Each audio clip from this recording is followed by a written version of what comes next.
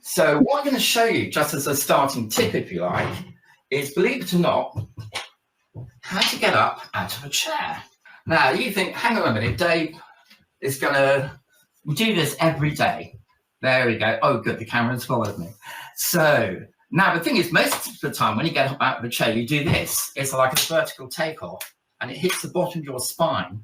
The pressure then goes onto the vagus nerve through the atlas joint, and suddenly you've got inflammation.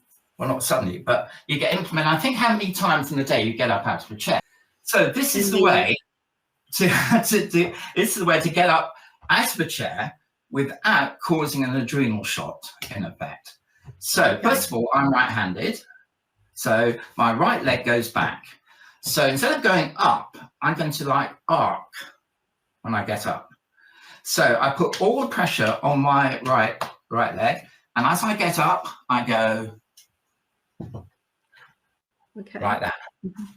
Yeah, so I'm not doing this, I'm doing this. Right. So it's a matter of habit, really, like most things. But that in itself, connected with breath work, which we'll have a look at in a minute, will make just an immediate difference.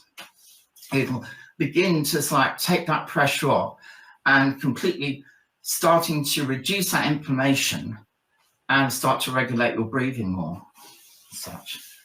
So that is the first bit of background. Hopefully is fairly straightforward and simple.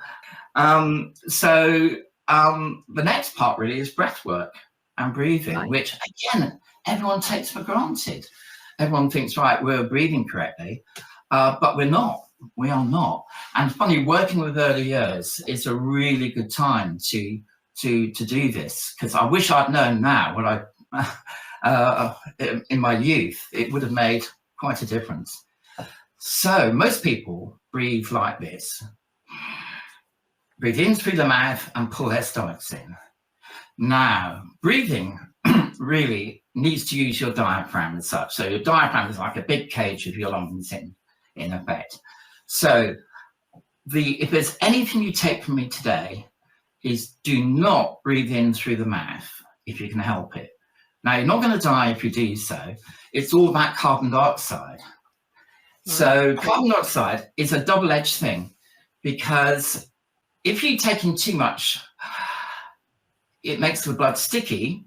The body has to work twice as hard to get that oxygen out of the blood, and it creates an adrenal shot, just like that.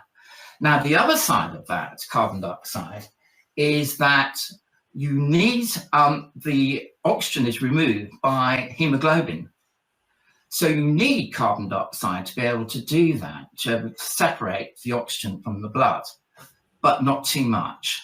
So doing this and pulling your stomach in is not going to be the way to do it. So if the correct way is breathing in through the nose and out through the nose, or in through the nose and out through the mouth, but pursed lips. So your out breath is twice as long as your in breath. The other more tricky thing, and this is where babies and early years do this naturally. So as you breathe in, I'm just going to stand up on that. So as you breathe in, your stomach comes out, in effect. So feet shoulder width, imagine tree roots securing you, really earthing you. So I'm just going to do just a simple breath like this. Stomach rising and breathing out. Stomach falling and breathing in. Stomach rising and breathing out. Stomach falling. It's as simple as that. So really, and it is a conscious effort to start with for most people, because babies do this naturally anyway. As they breathe, their stomachs rise anyway. But we seem to have the habit of doing that.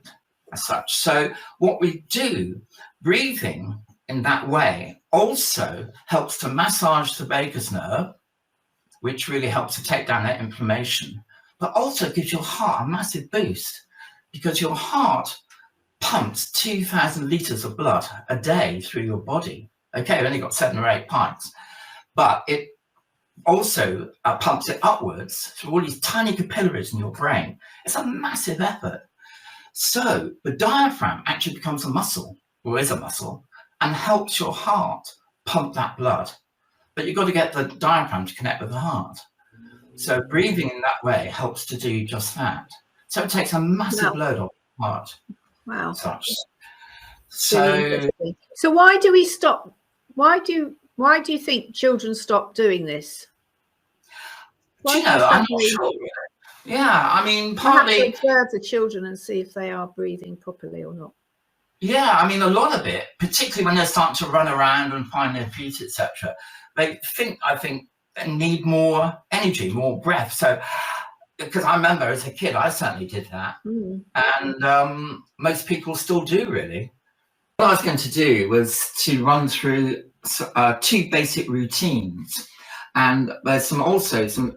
You can do these with, say, 3 years upwards or thereabouts as well. Exactly the same things.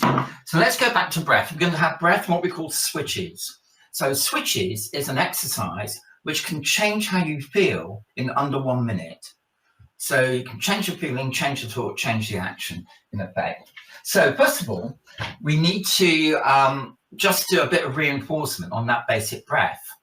So these are 5 or 6 basic breathing exercises, but you can do them together as one combination, like when you get up in the morning, or you can do selective ones with the children as well, like from when you come in at break time and think that you want to change how they feel. So from a playground chaos to do, to be a little more centered, etc.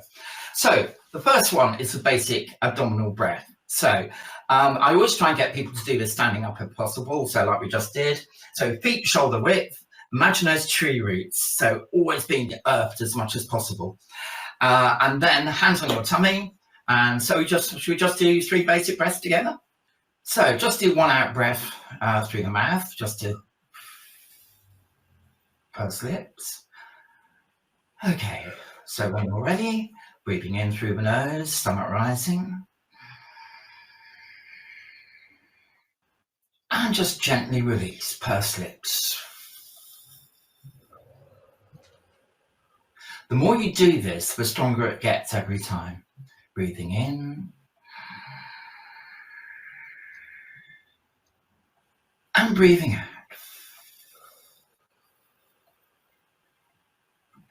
And breathing in.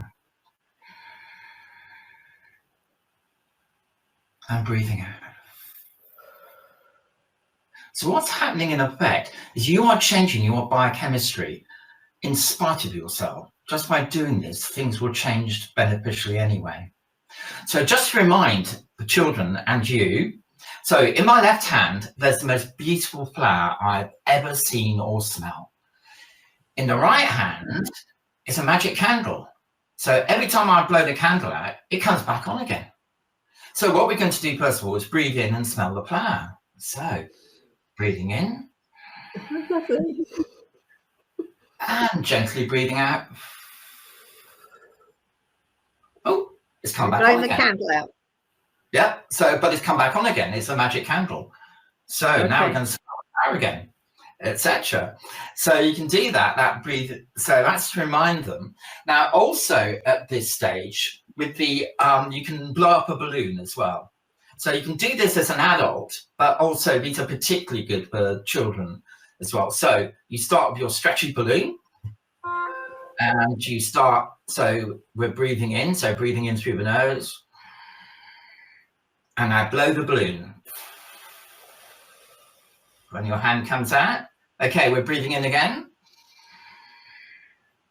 And now next part, and last breath, breathing in,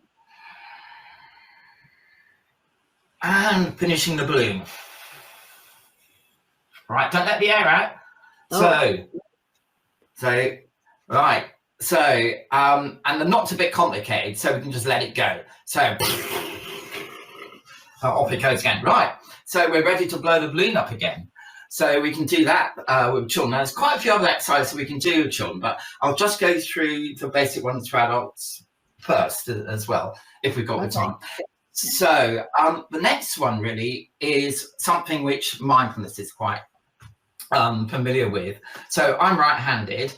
So I'm going to take my index finger on my right hand, and I'm going to put that at the base of my thumb. So as I breathe in, I move my finger up to the top and pause and breathe out. I move my finger down to the bottom of the inside of the thumb and pause and breathing in, up to the top of the next finger and pause and breathing out, down to the bottom. Okay, so you can go literally from thumb to little finger and back again. And children of quite a young age can actually manage that very well, can do that as well. But you can do this as an adult too. Now the next one, the square breath, is a really significant, it's called a box breath or square breath. It's a very common breath. So I'm just going to demonstrate this. So feet shoulder width, tree roots, and with my right hand, I'm demonstrating here. So breathing in through the nose, I'm going to count 1, 2, 3, and hold 1, 2, 3, and release 1, 2, 3, and rest 1, 2, 3. So this is in the form of a square. That's why some people call it a box breath. Now, the optimum number of breaths in a minute is about 8. Most people breathe at the rate of 20-25 breaths, and it's all trapped up here in the top here. So it's not an Ofsted target. You don't have to suddenly get to 8 breaths. If you do, it's quite dangerous. So in your own time over weeks or months, you can go from the other way. So you can start 3 is the normal one you start with. Then after a week or so, extend to 4. And you'll find, particularly in your kids as well, that it's not so much of a stretch to be able to do that. If you start with that, then it's a bit too much. So never, ever strain the breath. If it gets too much, just let it go in effect. So that's the square breath. Now, the last one for teachers is the alternative nostril breath. So I'm right-handed, so I've got my thumb and my next finger with me. So I'm going to put my thumb, doesn't matter which side, right or left, on your nose, and keeping the other nostril open. So we're breathing in through this nostril. So breathing in, stomach rising, block that nostril and breathe out the other side.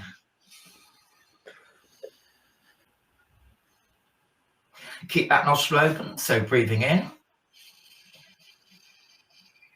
And block that one and open the other and breathe out. And that's it, really. It needs a bit of practice.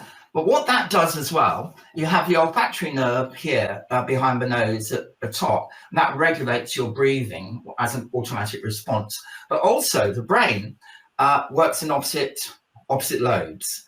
So you can, at the start of the day, particularly for teachers or for adults, it's a really useful thing to do. But after a while, you can introduce that to the children once they are familiar with the other exercises. So literally at the beginning of the day, when it's sit down on the mat and it's register time, you can easily do this. And the kids absolutely love it.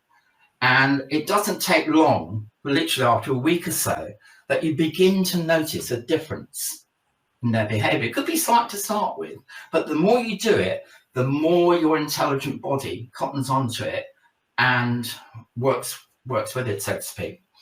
So those are the basic breaths. If you're feeling stressed, you can literally do a square breath. So even that doesn't take long. You don't have to do the hand actions or anything. You can just take a minute, perhaps, and do that, even nipping out to the loo or whatever. But it's always a good thing to do them when you get up and also when you go to bed, because it's as sure as eggs, teachers are so full of adrenaline and cortisol, etc., that they find it hard to switch off. So literally, bedtime is change of feeling, change of thought, change the action. And these breath work, together with a couple of switches, which we'll look at in a minute, will help to do that. The first one is called a figure of 8. So we get the kids to do this. And I was working with some 4-year-olds a couple of weeks ago, and they managed this very well. So first of all, you just do this in front of you. So very slowly, you draw a figure of 8 sideways in front of you. And of course, you get like this to begin with. And no, just slow it right down, just nice. So then 2 fingers on your leading hand, I'm right-handed, put that on your forehead. Now, if you're doing it standing up, feet shoulder width, tree roots. You can do it sitting down. And now around about 10 times, a little bit of pressure. And just reproduce that on your forehead. So you do this about 10 times. You can close your eyes. Oh, much slower, much slower. Can you see how slowly I'm doing it? Okay. Now, as far as the kids go, that's all they need to know, really. Because what is happening is it's producing a substance called oxytocin, which is the only substance the body produces which counteracts adrenaline and cortisol. So if you do this literally, and you can mix and match with the breath work as well. So these basic routines, if you do them every day, will change the way you feel, think and act. And take that sort of, begin to take that adrenaline and cortisol out of you, or drain it and replace it. Okay, so that's figure of 8. Now, acupressure is the ancient Chinese art, working with, in other words, basically, they see the body as fluid and removing blocks. So there's 12 meridians, and each meridian has got a title. So the kidney meridian, for example, starts in your big toe, or more or less, and comes up. I come out here. Zoom out further.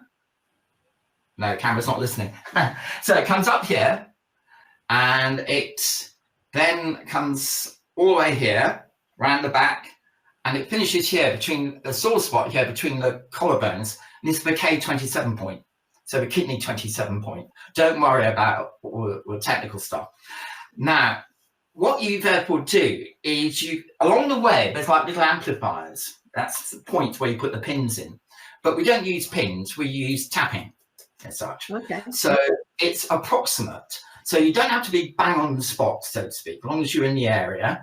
And it's about a 15-second tap. Now, what I've done is put together taps, which there's millions of different tapping combinations. So I've just put together 6 taps or 5 taps and a hold, which is specifically to do with stress, in effect. So the first one is here beneath your nose. So just tap. That's it. And of course, sometimes the kids go, oh, like it's all over the place. No, just and now under the chin. And you put this together like a routine, really. So the next one is left hand, and at the top, between little finger and the next finger. So just tap here. So zooming closer. You can see here. Yeah. Okay, and then chop. So this is called the karate chop. And then both wrists. So I've brushed it a bit here to make sure we get it all in. I can't see your wrists. Yeah. And the other one.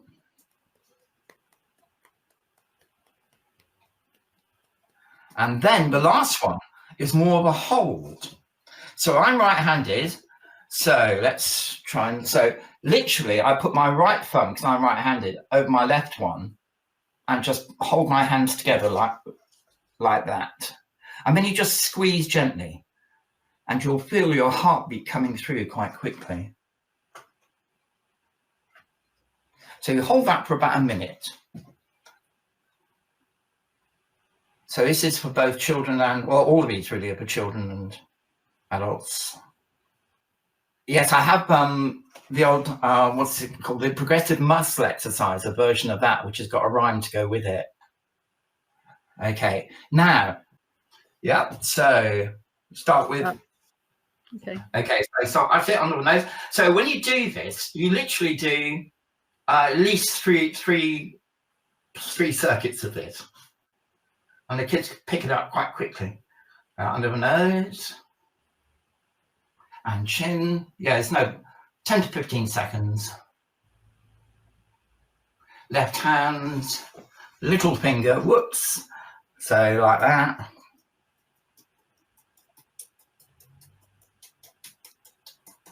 Chop. Wrist. Wrist. Hold.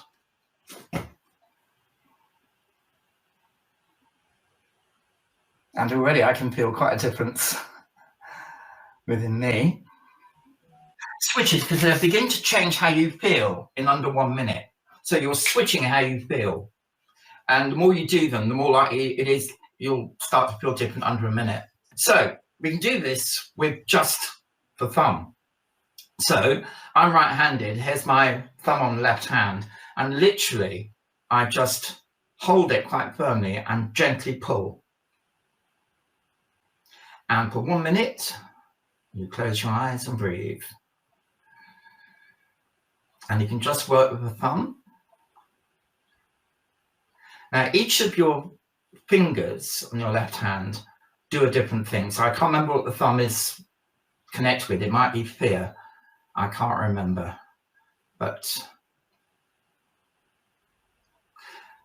And then if you want to, you can then do each finger in turn.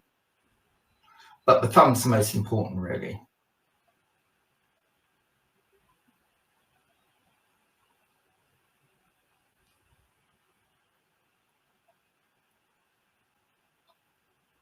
Etc.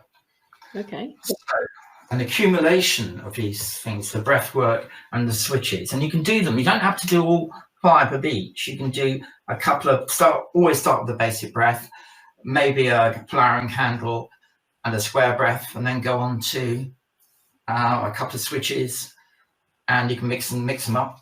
And yeah, so that's enough to keep you for the first few weeks. Yeah, and you're doing it for yourself as well.